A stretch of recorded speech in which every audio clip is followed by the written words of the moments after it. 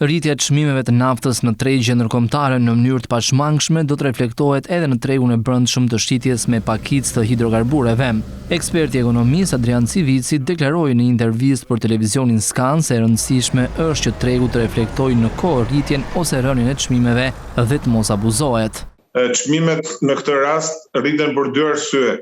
Nga njëra anë rriten si pasojë e çmimeve direkte e çmimit naftës dhe gazit, por rriten dhe si pasojë e efekteve që këto çmime,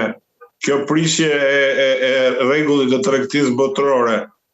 në përgjithësi ndikon në të gjithë vendet për sa i përket çmimit të transportit, çmimit për shumë produkteve që në bazë prodhimit kanë energjinë pra naftën ose gazin, dhe nga ana tjetër, duke qenë Shqipëria vendi hapur dhe kryesisht importues,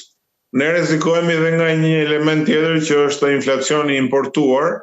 Gjithashtu Civici shprehet se Shqipëria mund të preket nga dy faktorë, rritja e inflacionit të brendshëm si pasojë e rritjes së çmimeve të naftës dhe nga inflacioni importuar. Shqipëria apo dhe vendet e Ballkanit që janë vende kryesisht importuese neto për sa i përket naftës edhe energjisë, dhe këto lloj dhe kjo kategori vendesh preken më shpejt edhe më tepër nga këto tendenca të tregut ndërkombëtar. Nafta Brent e Londrës, që është referenca globale, është rritur me rreth $10 për fuqi kur filloi konflikti dhe po tregtohet në rreth $83 për fuqi. Ndërsa nafta e përpunuar në bursën e Londrës, që merret si referencë nga importuesit të hidrokarbureve në Shqipëri, është rritur nga $730 për ton përpara konfliktit në rreth $1.075 për ton të njëjtën.